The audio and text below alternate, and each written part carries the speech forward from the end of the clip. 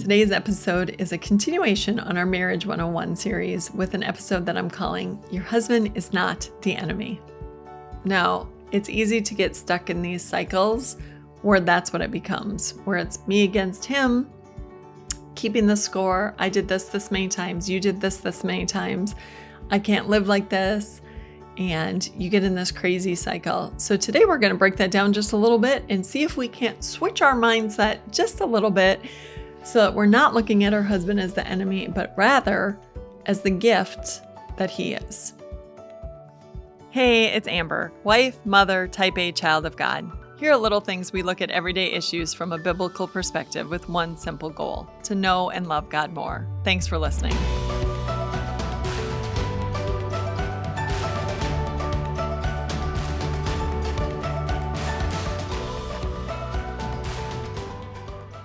So first off, when we go way back to Genesis chapter 1 in creation, you'll notice that everything that God created, he said it is good or it is very good. It was very good until we get to Genesis 2 verse 18. And there God said, it is not good for the man to be alone. I will make a helper suitable to him. That's when he made Eve. Now, those words, helpable, suitable, helper, suitable. The Hebrew phrase translates to standing opposite to, and it implies that both genders are incomplete without the other. Each has qualities that the other lacks. Steve and I have said for years and years and years, between the two of us, we almost make one good person. So the things that Steve is really, really good at, he's the most patient, kind man that I know. And patience is like lowest on my list. And I tend to be super sharp instead of making sure that my words come out in the kindest possible way. So, I mean, and there's just so many things too that he is very intricate and he can take time to do things very, very well. Whereas I'm like the get it done type of person. And so you need both. There are times that we need to just forge ahead, and there are times that we need to stop and go, no, we need to do this well. We need to slow down and do this really, really well. Helper is a term that's used 22 times in the Old Testament. 16 of those times it refers to God himself as the helper of Israel. So rather looking at it as a derogatory term, we should be thrilled because it means that, when we're thinking about God as our helper, why do we go to God? Because he has so much to give. God created the woman in this position to give so much to her husband. It's a position of honor, really, not of, submission or lowliness. Now, I want to talk a little bit about what this role of submission is, because submission is a role. So it's a rank, really. It does not mean that before God we're not equal. So husband and wife are equal before God. We're equal in our stance as sinners. First of all, we are both sinful, and we are equal in terms of grace given to us, and we're equal in terms of God doesn't value one over the other. He doesn't, think the husband is worth far more than the wife. She's just disposable. That's not at all what that means. It's a rank, much as an employer and an employee, or, the president and the vice president, or teacher, student. We have to have some sort of authority in place in order to keep the system running smoothly. And I know for my own marriage, oh man, Steve gives me so much leniency as far as how I run the house and what I do. I mean, there are very, very few times that it comes down to, how are we going to do this? I say this, he says this. And then in that position, God asks me to submit to my husband. He says, I have made him head. There have been multiple times that we have come to a predicament that I really feel strongly, or I'm not feeling comfortable about the direction that Steve says to go. And I will say to God, I am submitting because you are asking me to submit, and I beg you to take care of this. And how pleasing that is to God. I'm not going against Steve. I'm not going against God. I'm saying to God, in your word, you tell me to submit to my husband. So I am obeying what you have asked of me, and I'm leaving the results in your hand. Please work it out. Then I back away and I wait and watch as God works it out. In 1 Peter 3, we're told wives to respect our husbands.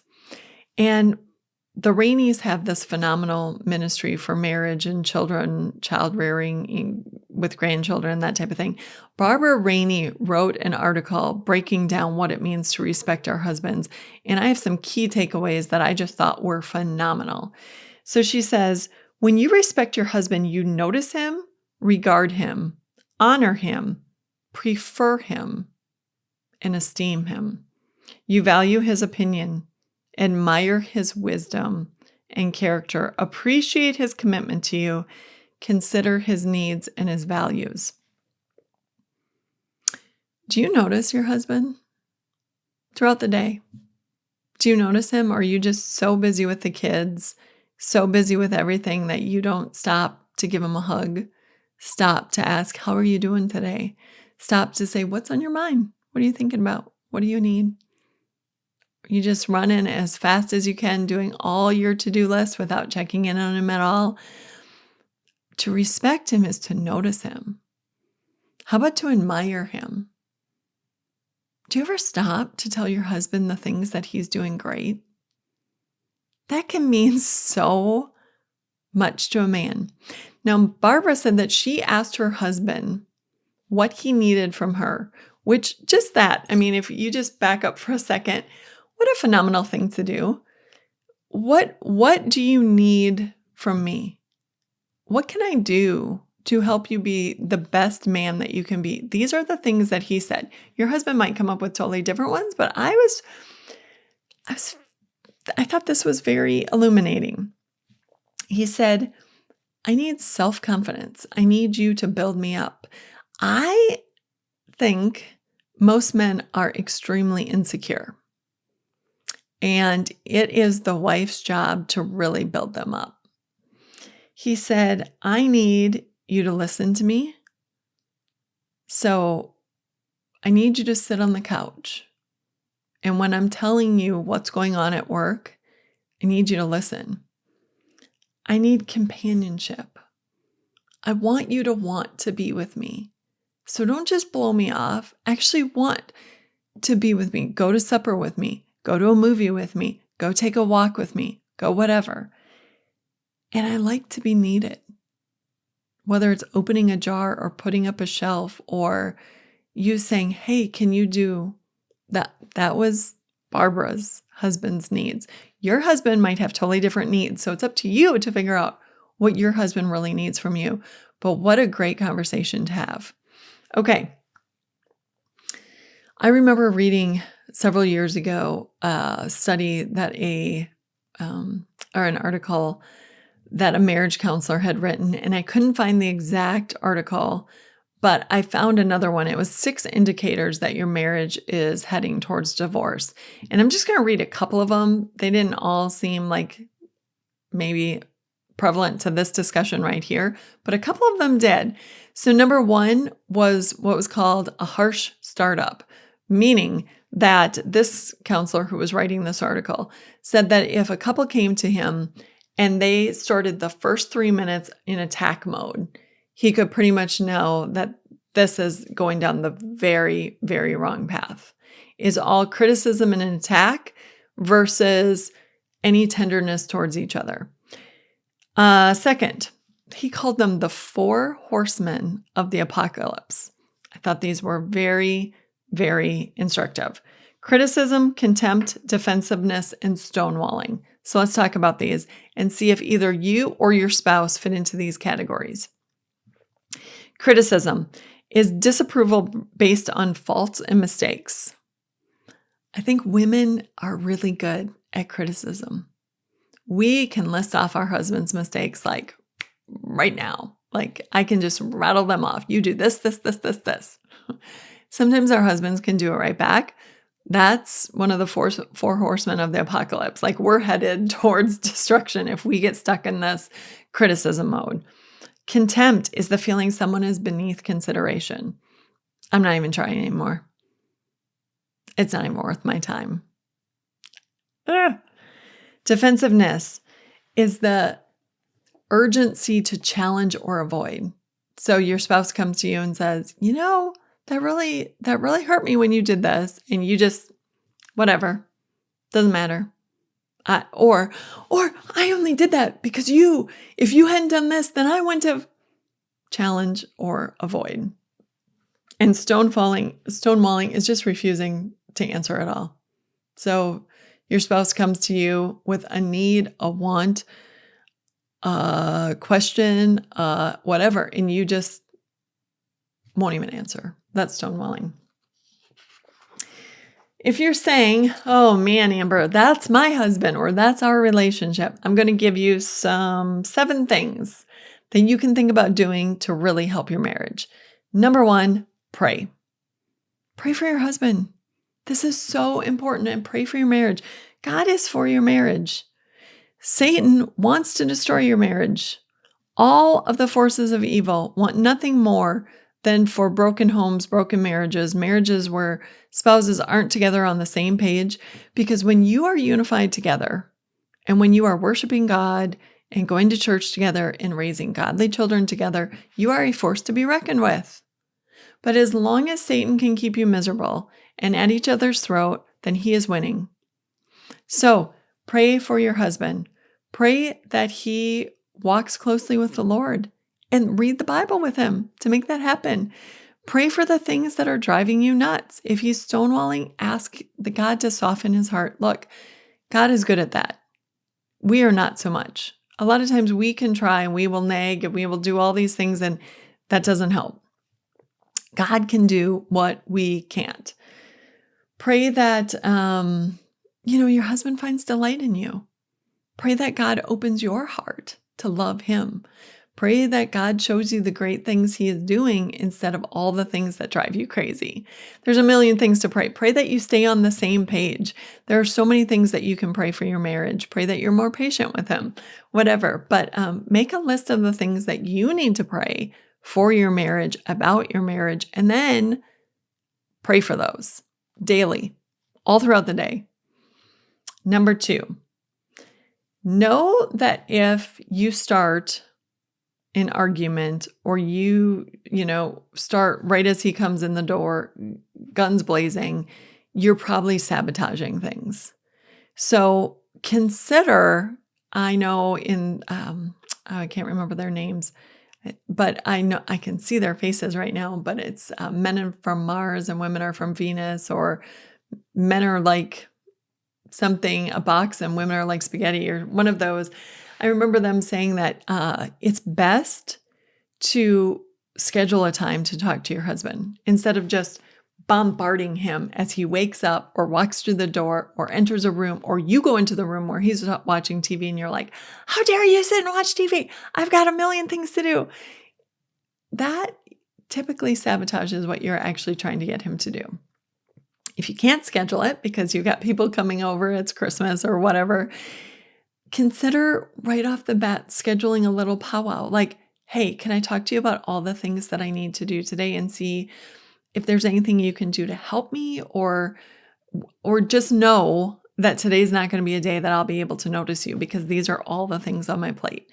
So instead of going in guns blazing, consider approaching it the way you would a coworker or your boss at work, or, these are all the things that are on my plate today.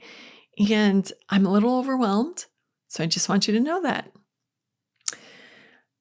Number 3, when you have things to address with your husband, consider making them a compliment sandwich.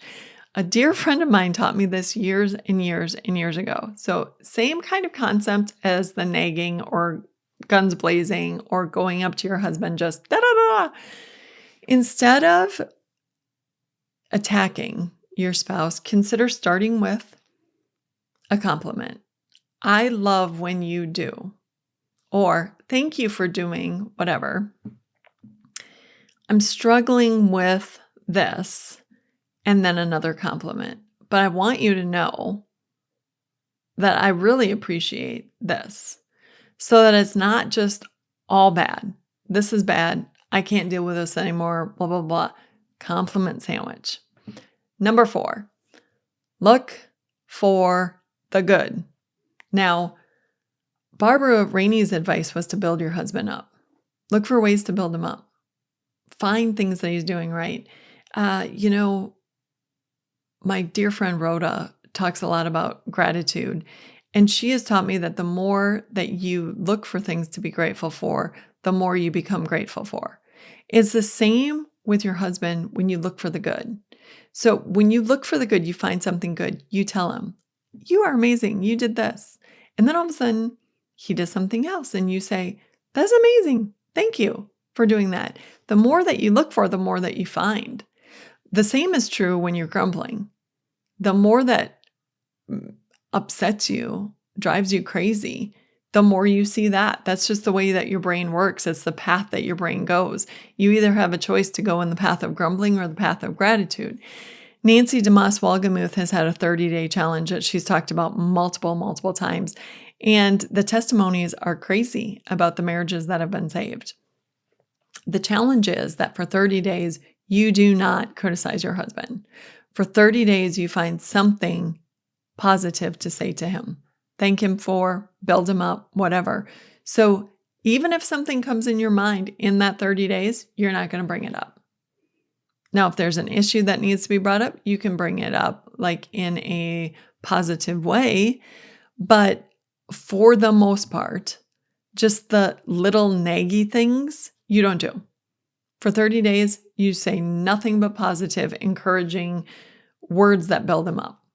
And people have written in like, this has saved my marriage. Yeah, it will. Because instead of always putting him down, you're building him up. And that's what all of us long for. Number 5, change your mindset. Again, when you are looking at your husband as the problem, when you are looking at him as the weakest link, when you are looking at him as a fumbling fool that does not add value to that family, you are treating him like that. Change your mindset to one that is, Lord, I am so thankful you have given me this spouse.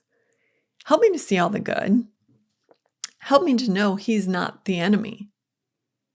Help me to be on the same page as him. When you change your mindset about your husband, everything else will change too. Plain and simple. Number 6, change happens when you make a big deal about the great things he is doing. I've said this when I talked about the parenting. I have learned, and I've learned far too late. And if you have young children, I hope and pray that you can learn this so much sooner than I did. Positive reinforcement does so much more than negative comments.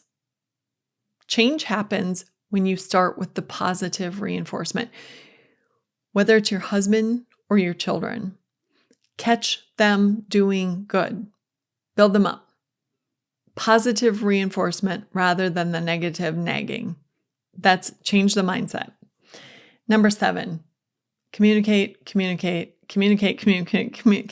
One of the first women that I worked for, the first woman I worked for as a private elderly companion, she used to use the phrase, you cannot over-communicate, Amber. I will never be angry with you for over-communicating. So often we think that our spouses can read our minds and they should just know what we need, or they should just be able to anticipate what we're thinking. And the truth is, that is a really lousy way to do things, because 9 times out of 10, our spouses are thinking totally different thoughts, and they're thinking about different things than we are. And they don't mean to be negligent or mean to be not noticing how busy we are. They're just thinking about their work or they're thinking about something else. So if we communicate, like I said, what a difference it would make if when you have a really busy week or a really busy day or whatever, you would communicate. Just say, hey, this is what I have on my plate today. I'm super overwhelmed. I probably won't get a chance to make supper tonight. I won't have ... And then leave it up to them. Like, this is where I'm at. I just wanted you to know. One little thing about that, I don't compete with phones. So I've heard from women who are like, well, my husband will be on the phone and he'll be like, yeah. I don't. Maybe I'm harsh in this respect, but I have noticed that if someone's watching the TV or on their phone, that's where misinterpretation and miscommunication happens. So when I walk into the room, whether it's with my children or my husband or whatever, if I have something that is really important that I need them to know, I will give them, a couple seconds. If you're in the middle of an email, I don't expect you to put your phone down or whatever. But if you're just scrolling through Instagram or what have you, and if they don't put it down, then I'll be like, hey, I really need to talk to you for a couple seconds. So if you could just mute the TV or pause or put the phone down, that would be great. Because good communication does not happen when the other person is on their phone. That's all I have to say about that. Abraham Lincoln said, most folks are about as happy as they make up their minds to be. That was on a plaque in either our break room or one of the bathrooms at work when I worked in the nursing home. And it was somewhere where I saw it enough times that I couldn't agree more. If you decide that your marriage is just not a very great marriage or your spouse is not all that great, that's where you're going to live.